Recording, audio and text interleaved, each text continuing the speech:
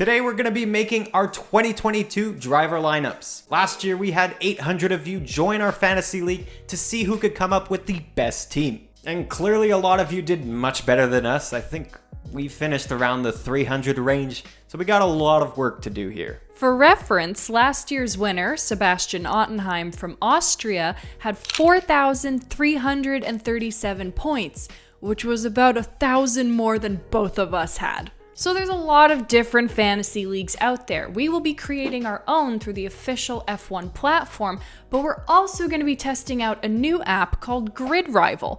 More information on that later in the video. To quickly go over what F1 Fantasy is, essentially you got a $100 million budget, you get to buy 5 drivers and 1 constructor. Your team basically scores you points, both in qualifying and race results, and the more points, the better your team does. Now, neither of us have seen the prices of the drivers or constructors, so this is about to get really interesting.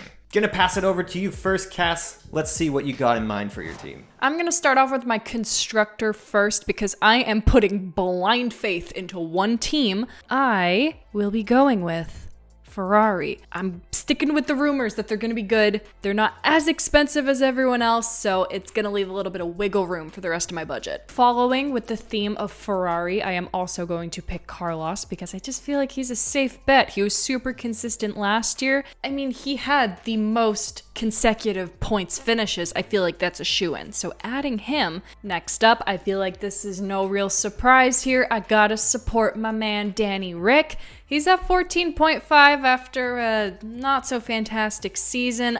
I think that is a disservice to him, but is a steal for my team. So going with Daniel. For a more expensive pick, I'm going with George Russell because I believe that Mercedes are going to pull out a fantastic car this year, but he is the cheaper out of the two options. So George, don't let me down. My next 2 picks are going to be big risks. First up, I am going with Alex Albon because I'm just going to hope and pray that Williams continue to be on the rise. And hopefully he delivers maybe some good qualifying performances. I don't know how to feel, but he's cheap.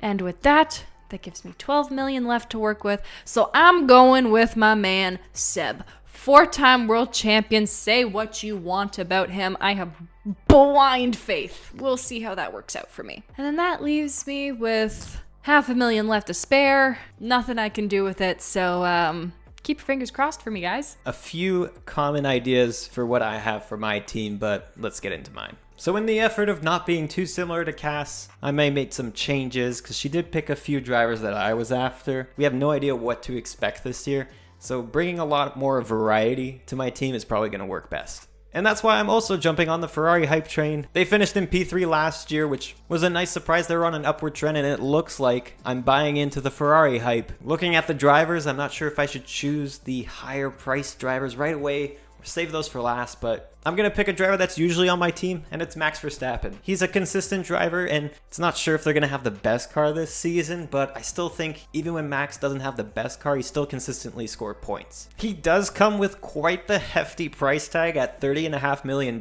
after he performed so well last year. So for right now, we'll put him there, but we'll see if he makes the final picks. For my second driver, I'm going to get a Ferrari driver, considering I'm supporting them as my constructor. When looking at the price tags, I'm trying to save as much money as possible for later, so Carlos is $1 million cheaper. Clearly from their performance last year, it's pretty on par, so he's going on my team. Daniel Ricciardo right now, after a poor 2021 season, is a steal. I'm telling you, get him while you can. This is a bang for your buck. $13 million left. 2 drivers left to choose. I had 2 in mind, one of which being Yuki Tsunoda. He didn't have as great of a season last year, but I think he's going to be on an upward trend, leaving me only with $4.5 million. And unfortunately, that means I can't even buy a 5th driver, so I'm gonna have to make some sort of change here. I'm okay with dropping the Ferrari as my constructor to replace it with McLaren. I'd personally want to get one of the Alpine or Aston Martin drivers on my team. Now I have $11 million left to fill my last seat. The driver with the highest price tag to fill said seat